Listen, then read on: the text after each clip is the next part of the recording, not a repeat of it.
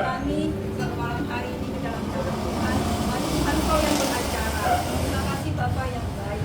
Dalam nama kami berdoa. Haleluya. Amin. Haleluya. Kita bukan mempersiapkan hati kita lebih lagi mendengarkan kebenaran Tuhan.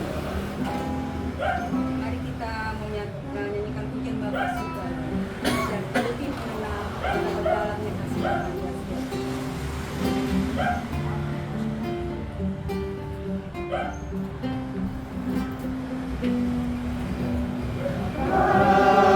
Surgawi, ajarku mengenal betapa dalamnya kasih-Mu. Bapa surgawi, buatku mengerti betapa kasih-Mu.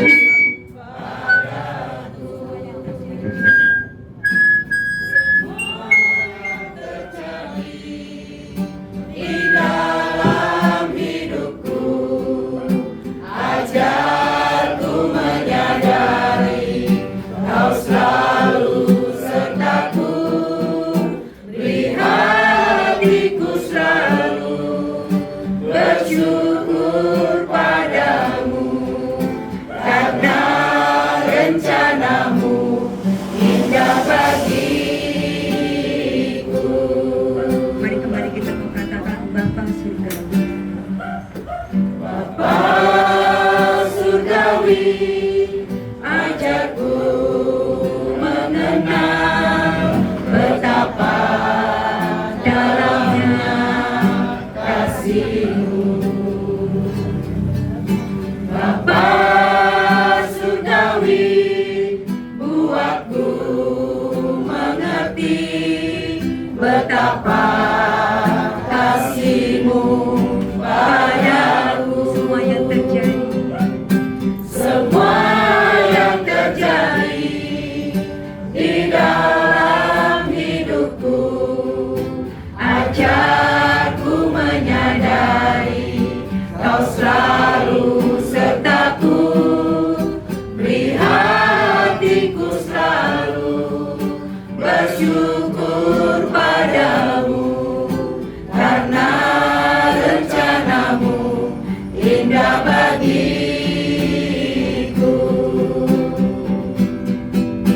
Semua yang terjadi di dalam hidupku, ajarku menyadari Kau selalu sertaku, beri hatiku selalu bersyukur padamu karena rencanamu indah bagiku.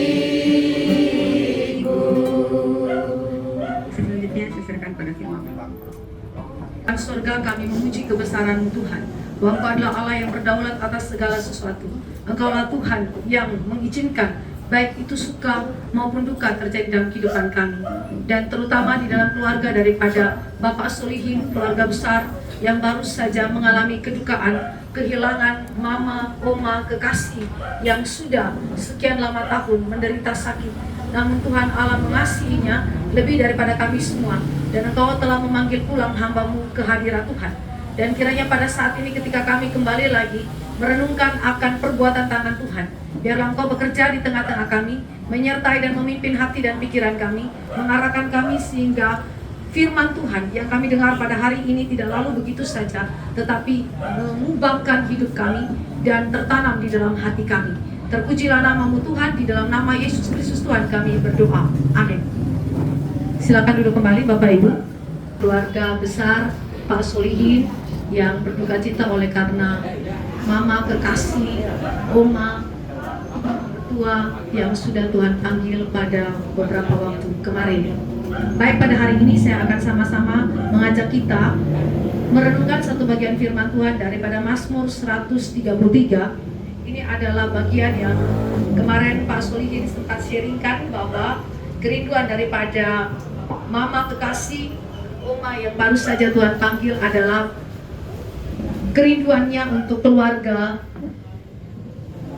disatukan di dalam cinta kasih Kristus. Dan karena itu pada hari ini saya ajak kita semua bersama-sama merenungkan 3 ayat saja daripada Mazmur 133. Kita baca teks ini bersama-sama jika Bapak Ibu sudah mendapatkannya. Saya baca judul perikopnya, persaudaraan yang rukun. Bersama-sama dua-dua ya.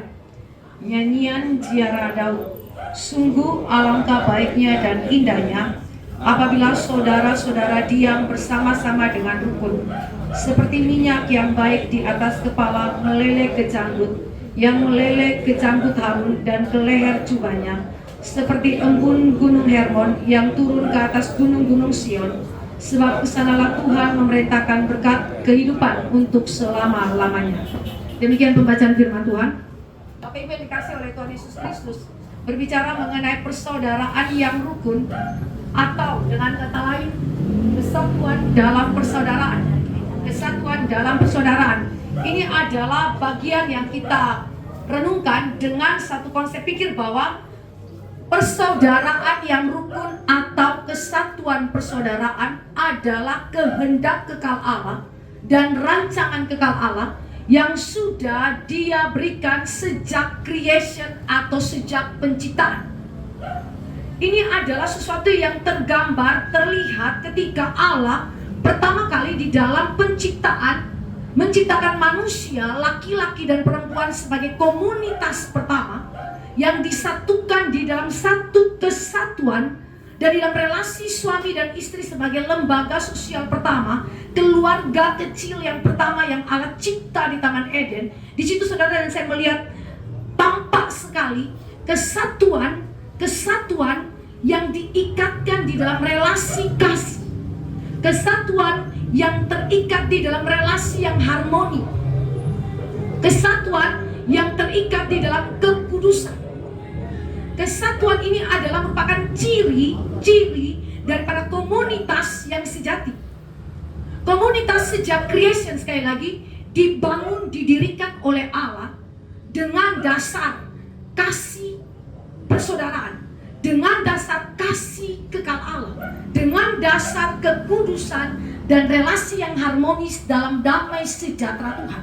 Persoalannya, saudara, saya ketika temukan di dalam pasal yang ketiga daripada kitab Kejadian adalah bahwa manusia jatuh dalam dosa dan relasi kesatuan di dalam kasih, di dalam damai sejahtera, di dalam kekudusan rusak dan berganti dengan pertikaian, berganti dengan perselisihan, berganti dengan iri, benci. Dan kita tahu bersama bahwa dari keturunan Adam dan Hawa, Kain dan Habel, pertama kali terjadi peristiwa pembunuhan di dalam keluarga yang diberkati oleh Tuhan akibat dosa. Karena itu, urusan mengenai persaudaraan yang rukun adalah sesuatu yang tidak mudah lagi dijalankan ketika manusia telah jatuh dalam dosa. Maka Mazmur 133 adalah Mazmur yang mengingatkan kita kembali, memanggil kita kembali sebagai umat Tuhan, sebagai orang-orang percaya untuk mengingat rancangan kekal Tuhan, mengingat kehendak kekal Tuhan, apa yang Tuhan inginkan di dalam komunitas Kristen. Komunitas Kristen itu baik di dalam keluarga, komunitas Kristen itu baik di dalam gereja, dan komunitas Kristen juga nampak di dalam kehidupan bermasyarakat. Apa yang Tuhan inginkan? Yang Tuhan inginkan adalah kesatuan. Kesatuan di dalam relasi yang harmonis, kesatuan di dalam relasi kasih, kesatuan di dalam relasi yang kudus. Apa saja yang bisa kita pelajari di dalam Mazmur 133 yang menjadi kekuatan bagi kita sekalian di dalam kehidupan kita, relasi antar satu terhadap yang lain, baik dalam keluarga, gereja maupun masyarakat. Pertama, saudara, saya belajar bahwa kesatuan persaudaraan adalah refleksi daripada kesatuan Allah Tritunggal. Saya ulang. Kesatuan persaudaraan adalah refleksi daripada kesatuan Allah Tritunggal. Mari kita lihat kalimat ini. Sungguh alangkah baiknya dan indahnya apabila saudara-saudara diam dengan rukun. Kata baik di dalam bahasa Ibrani dan juga kata indah dalam bahasa Ibrani itu menunjuk kepada karakter Allah Tritunggal. Bukan mengacu kepada karakter manusia, tetapi mengacu kepada karakter Allah Tritunggal. Allah kita adalah Allah yang Esa. Allah Tritunggal adalah Allah yang Esa, namun terdiri daripada 3 pribadi, yaitu Bapa, Putra, dan Roh Kudus. Dan ketiganya disatukan dalam kesatuan yang tak terpisahkan, kesatuan yang kekal, kesatuan yang saudara dan saya perhatikan sebelum segala sesuatu ada, sebelum manusia ini ada, sebelum ada komunitas keluarga, gereja, dan masyarakat. Satu-satunya komunitas pertama yang kekal adanya, yang tidak dicipta dari dulu, sekarang, sampai selama-lamanya adalah Allah Tritunggal. Ini adalah komunitas kekal pertama. Dan mari kita perhatikan relasi di antara Bapa, Anak, dan Roh Kudus. Apakah ada pertikaian di antara ketiganya? Jawabnya tidak. Apakah ada iri hati di antara ketiganya? Jawabnya tidak.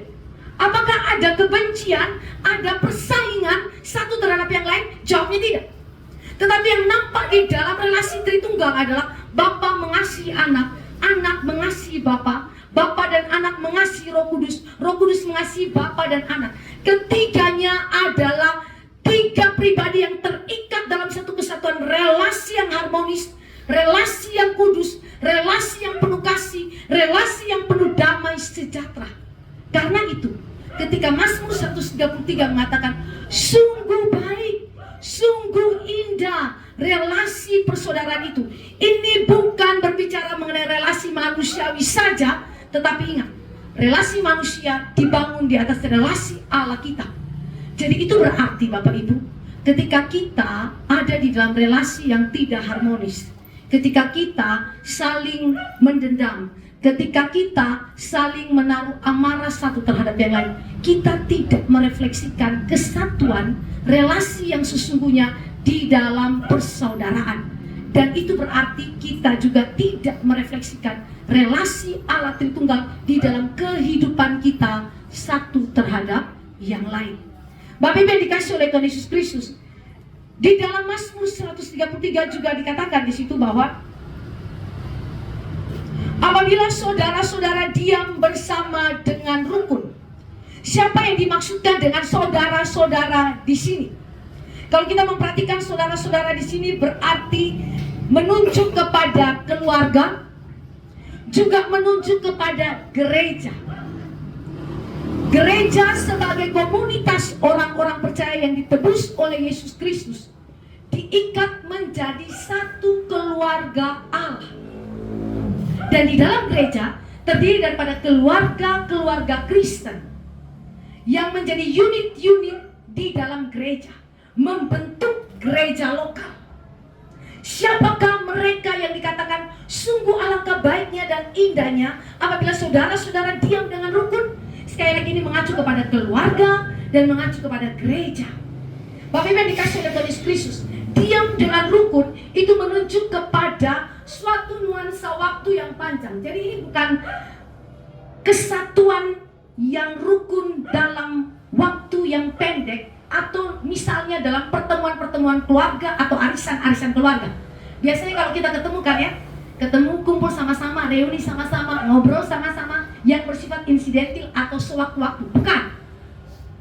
Diam dengan rukun itu menunjuk kepada suatu durasi waktu yang panjang, yang berarti Allah menghendaki kesatuan, kerukunan dalam kasih persaudaraan, dalam relasi yang harmonis, dalam relasi yang penuh damai, bukan sewaktu-waktu. Kalau saya lagi baik aja sama yang lain, atau yang lain lagi baik sama saya, atau yang satu lagi senang dengan yang lain, atau mungkin kita punya mood lagi sedang baik saja, maka kemudian kita berlaku damai, berlaku kasih satu terhadap yang lain. Tidak.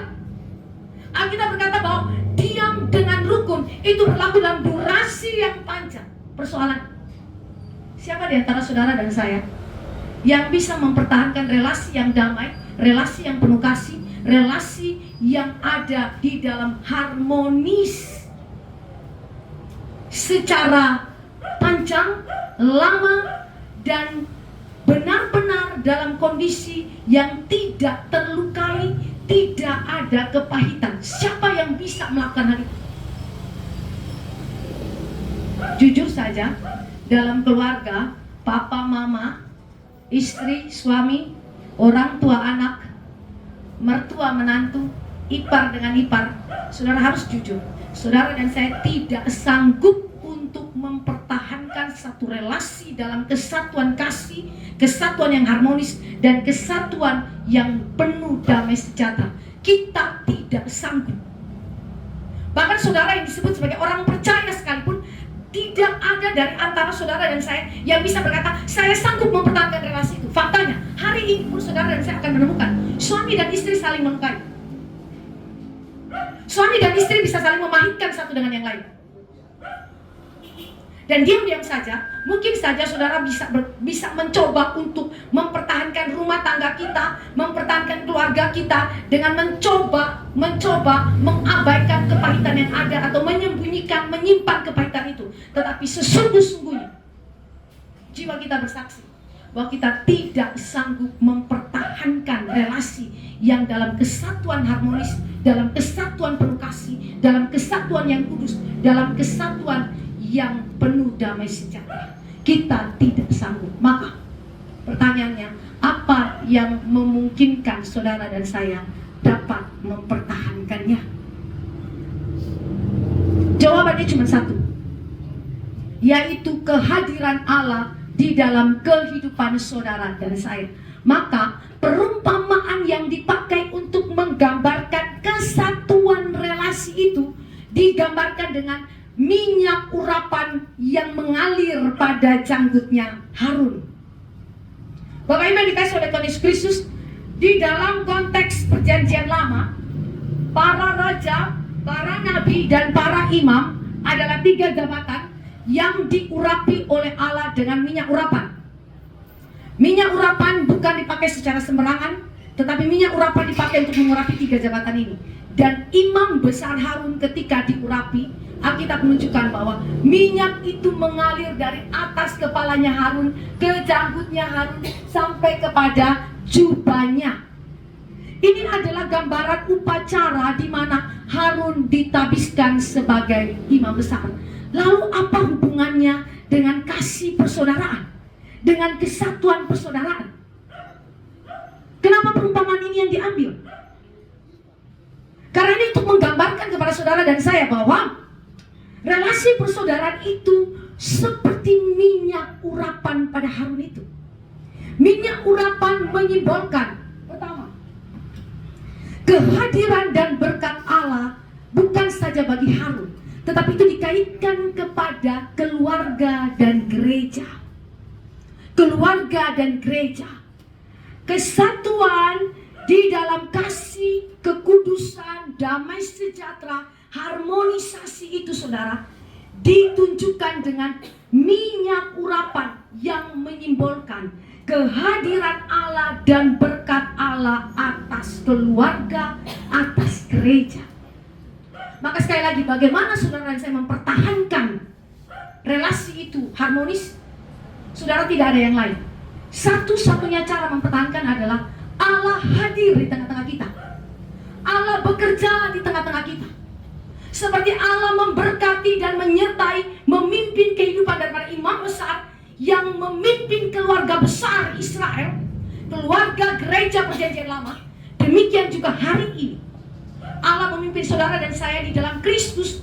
Untuk apa? Untuk mengalami kehadiran Allah, mengalami berkat Allah. Dan ketika Allah hadir, Allah menolong saudara dan saya untuk apa? Mempertahankan relasi itu. Saya ambil satu contoh. Ada seorang ibu, dia adalah seorang yang punya suami berprofesi militer. Pada awal mereka masuk pernikahan, jalannya baik-baik saja. Tapi ketika sampai di dalam pernikahan, yang terjadi adalah situasi terbalik. Tadinya nampaknya begitu baik-baik saja, tetapi kali ini betul-betul tidak bisa diterima bahkan oleh keluarga besar. Kenapa saudara? Karena si suami sejak dia itu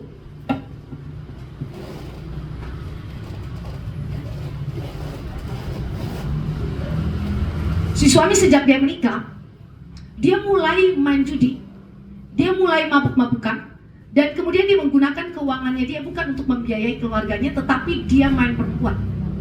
Dan itu berlangsung begitu lama, dari anak pertama, anak kedua, sampai dengan anak ketiga. Lalu apa yang dilakukan oleh sang istri karena dia tidak punya sumber keuangan? Dia kerja. Dia kerja habis-habisan, lalu dari uangnya itu dia pakai untuk membiayai sekolah anak-anak dan kemudian kebutuhan keluarga. Dan suami tidak mau peduli. Suami itu habiskan uang di luar sana, dan ketika dia pulang, dia minta sang istri harus menyediakan uang bagi dia. Dia gak mau peduli istri mau dapat uang dari mana, pokoknya kalau saya minta uang, kamu harus siapkan. Suatu kali, dia pulang, istrinya lihat uang itu tinggal sedikit. Lalu istrinya masukkan uang ke dalam Alkitab, karena takut dia minta. Lalu dia kasih masuk dalam Alkitab, dia sembunyi taruh di atas lemari. Begitu suami pulang, suami masuk dengan keadaan mabuk, lalu dia minta istrinya, kasih saya uang. Istrinya bilang, saya tidak punya uang. Untuk apa kamu pakai uang itu? Dia bilang, pokoknya kamu gak usah tahu, kasih saya uang. Dia gak kasih, lalu si suami pukul istrinya, tendang istrinya, lalu injak istrinya. Bapak Ibu bisa bayangkan rumah tangga seperti ini, kacau balaunya seperti apa? Tiga anak lihat keadaan itu, dan 3 anak merasa pahit hati terhadap sang suami. Dan itu berkelanjutan sampai sang istri sakit kanker payudara. Dan pada akhirnya si istri meninggal dunia karena kanker dan stres yang begitu tinggi. Sebelum dia meninggal dunia, keluarga besar datang dan minta supaya diceraikan. Ini suami harus diceraikan karena suami tidak bertanggung jawab. Lalu sang istri menjawab satu kalimat, jangan ceraikan kami, karena kami menikah di hadapan Allah Tritunggal. Kami menikah atas dasar Allah Tritunggal. Jangan ceraikan saya dan suami saya, sampai mati saya setia. Akhirnya keluarga besar pulang, dan betul dia membuktikan sampai mati dia setia. Sebelum dia tutup mata, dia bilang sama anak-anaknya, ampuni papamu. Tapi semua anak-anak tidak mau terima. Lalu salah satu anak laki-lakinya marah besar, dan dia bilang gini, mama, kenapa mama masih mau ampuni papa padahal papa brengsek? Lalu mamanya jawab satu hal, karena Kristus sudah mengasihi saya dan mengampuni saya, maka saya bisa mengampuni sang papa. Kalau begitu saya minta kalian bertiga, anak, ampuni papamu. Saat itu anak-anak tidak bisa terima. Tapi setelah mama meninggal, di luar dugaan daripada si mama yang meninggal ini, anak yang paling pahit hati laki-laki dipanggil Tuhan jadi hamba Tuhan. Hari ini dia melayani sebagai seorang hamba Tuhan, pendeta. Dari apa? Dari doa sang mama. Tapi bagaimana mama bisa mempertahankan imannya sampai akhir dan kesetiaannya dalam pernikahan yang kacau balau itu dan yang penuh kepahitan itu? Karena kehadiran Allah dalam kehidupannya. Kehadiran Allah adalah kunci utama mengapa kita bisa mempertahankan satu relasi dalam kasih, dalam damai sejahtera, sekalipun dalam kondisi, situasi yang tidak memungkinkan untuk terus relasi itu berlanjut. Tetapi kita mungkin mempertahankannya karena apa? Karena Allah hadir bersama kita. Minyak urapan juga berbicara mengenai panggilan untuk mendedikasikan hidup kita untuk mengasihi saudara kita satu terhadap yang lain dalam kesatuan relasi persaudaraan. Saudara, panggilan untuk mengasihi. Ketika saudara mulai rasa pahit hati, itu mungkin adalah momen yang paling indah, momen yang paling tepat untuk apa? Untuk kita dipanggil mengasihi saudara kita yang saat itu sedang menyakiti kita. Bapak Ibu yang dikasihi oleh Tuhan Yesus Kristus, ini tidak mudah. Betul, ini tidak mudah. Tetapi imam besar agung kita yaitu Kristus telah membuktikan itu. Di atas kayu salib, perkataan Kristus yang pertama, ya Bapa, ampunilah mereka karena mereka tidak tahu apa yang mereka perbuat. Saudara, ini membuktikan bahwa imam besar Harun adalah tipologi daripada imam besar agung yaitu Kristus. Gambaran daripada dia yang akan datang, yang bukan saja mengampuni dosa umat Allah yang ada pada zaman perjanjian baru dan zaman yang akan datang, tetapi juga zaman perjanjian lama. Di dalam konteks Harun pun diampuni dosanya oleh karena Kristus. Ini yang saya mau katakan kepada kita, tidak ada alasan bagi kita untuk tidak bisa mengasihi sesama kita, untuk tidak bisa mengampuni sesama kita, untuk tidak bisa hidup rukun. Tidak ada alasan untuk itu. Mengapa? Karena kita punya Kristus. Sang Imam Besar Agung yang telah memenuhi panggilan untuk memuliakan Allah dalam kesatuan relasi yang harmonis, damai dan kudus. Dia beri itu bagi kita melalui darahnya yang kudus. Kedua, kita belajar. Kalau tadi kita melihat mengenai kesatuan relasi itu sebagai refleksi kesatuan Allah Tritunggal, dan perumpamaannya dengan minyak yang meleleh di janggut Harun. Sekarang saudara dan saya lihat mengenai kesatuan umat Allah di dalam gerejanya, di dalam relasi antar orang-orang percaya. Ayat yang ketiga, saudara dikasih oleh Tuhan Yesus Kristus, di situ dikatakan mengenai kehidupan orang-orang percaya yang digambarkan seperti embun dari Gunung Hermon yang turun ke atas gunung-gunung Sion. Ini bicara mengenai embun, saudara. Di dalam konteks Israel, sumber air yang mereka punya, kesuburan tanah yang mereka punya, dan tanaman tumbuh-tumbuhan yang bertumbuh baik di wilayah Israel itu berasal daripada salju, hujan, dan embun dari Gunung Hermon. Dan ketika istilah embun ini digunakan untuk menunjuk kepada relasi persaudaraan di dalam gereja, bukan saja dalam keluarga tetapi di dalam gereja. Saudara, saya melihat di sini bagaimana fungsi embun itu. Kalau kita lihat, embun ini berfungsi untuk memberikan kesegaran, memberikan vitalitas kehidupan, memberikan kesuburan. Yang berarti perumpamaan ini menggambarkan mengenai berkat Allah bagi gereja yang hidup di dalam kesatuan, di dalam kasih persaudaraan, di dalam harmoni, di dalam damai sejahtera satu dengan yang lain. Berkat Allah. Bapak Ibu yang dikasihi oleh Tuhan Yesus Kristus, berkat Allah itu berpusat kepada Allah yang dikatakan bahwa Tuhanlah yang memberikan berkat kehidupan bagi umatnya. Yang berarti bahwa Allah adalah penyebab, sumber, dan pusat daripada seluruh kehidupan gereja Tuhan. Sehingga mereka, gereja Tuhan, orang-orang percaya yang hidup dalam kesatuan, mereka menikmati berkat Tuhan. Nah sekarang spesifiknya berkat Tuhan itu apa? Berkat Tuhan itu adalah sukacita, damai sejahtera yang mengikat hati satu orang terhadap yang lain, individu-individu orang percaya, dan membuat mereka tidak memikirkan kepentingan masing-masing, tidak memikirkan kepentingan kelompok mereka, tetapi mengutamakan kehendak Allah yang terjadi dalam kehidupan mereka. Saya ulangi, apa itu berkat Tuhan? Berkat Tuhan adalah kesatuan umat Allah dalam relasi yang harmoni, kudus, damai, harmoni dalam kasih.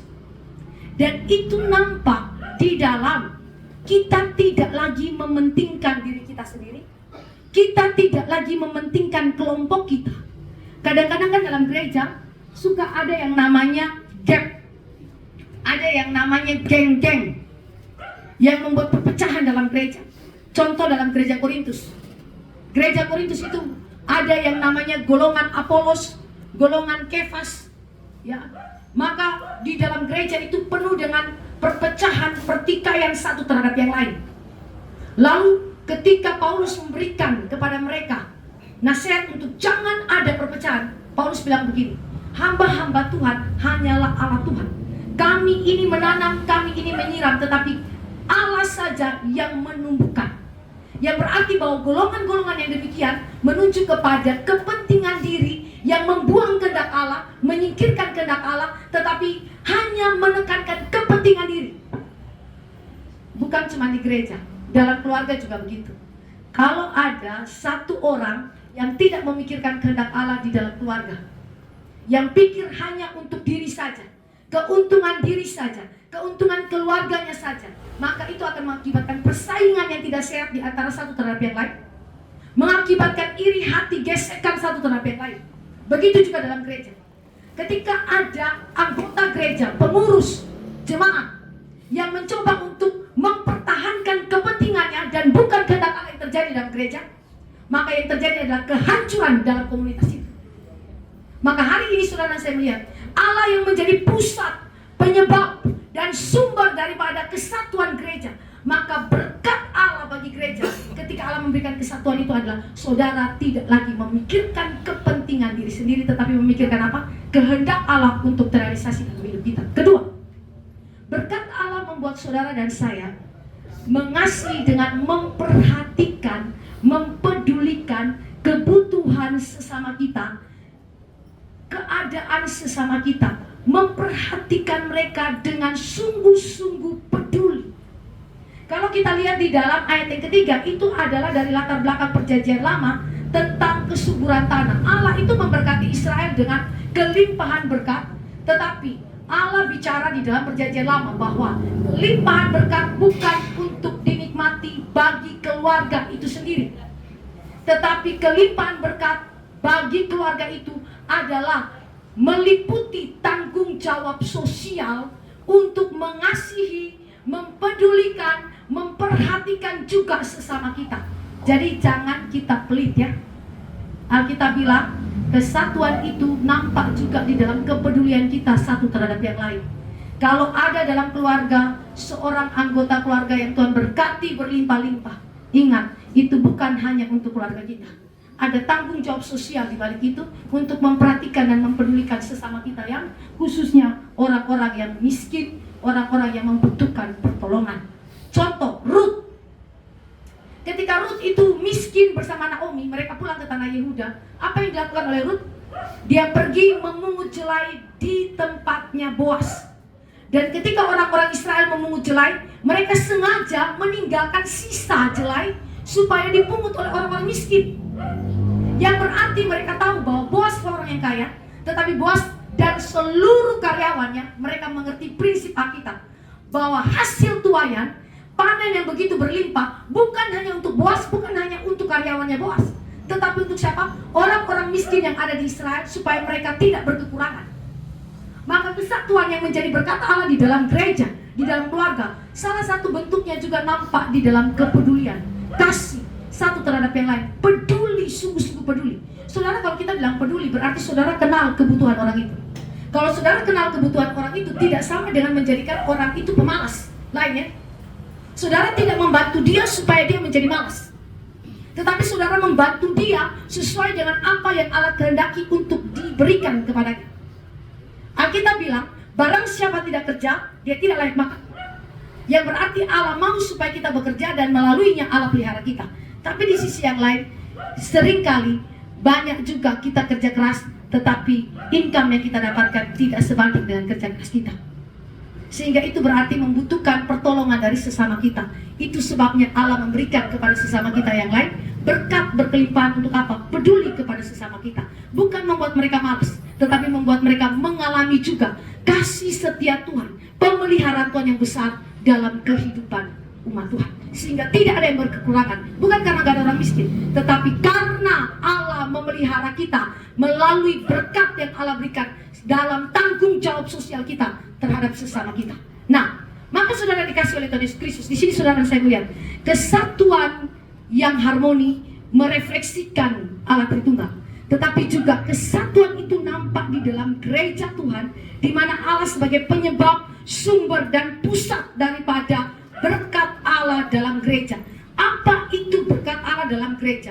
Kesatuan satu terhadap yang lain, dalam kasih, dalam harmoni, dalam damai sejahtera yang nampak dengan tidak mementingkan diri sendiri, tetapi mementingkan kehendak Allah.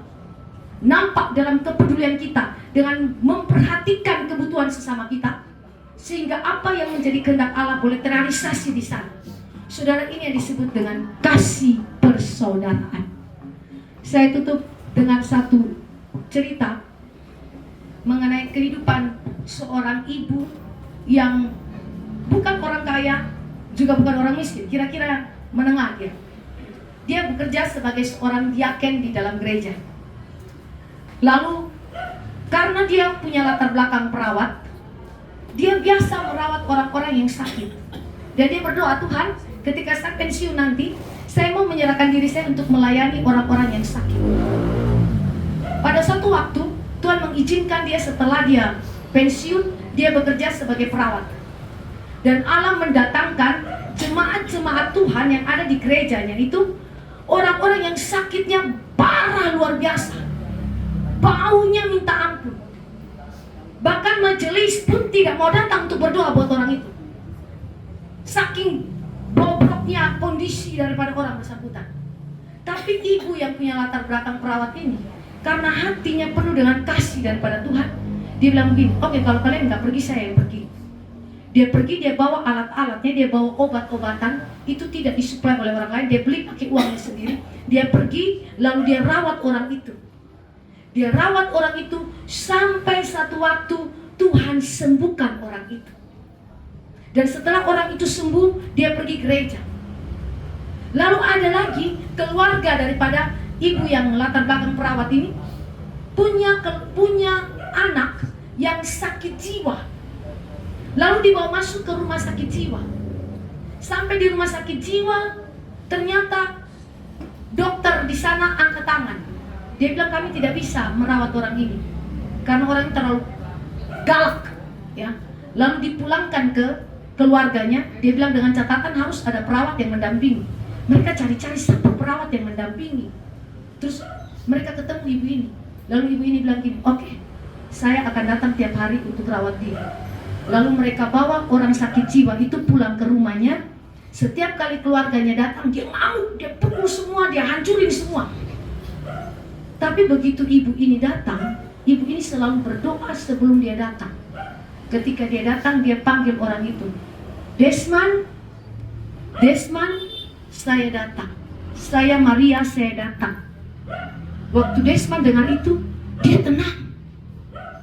Dia tenang, lalu ibu itu masuk ke dalam. Lalu ibu itu pegang tangannya, ibu itu bilang gini, saya ajar kamu menyanyi. Lalu dia ambil, kalau di sana itu kidung jemaat. Dia nyanyikan puji-pujian untuk orang gila ini. Dan selama nyanyi puji-pujian, orang gila tenang. Aneh kan ya? Keluarganya datang, orang gila ngamuk. Begitu ibu ini datang ajar dia nyanyi pujian, orang gila tenang.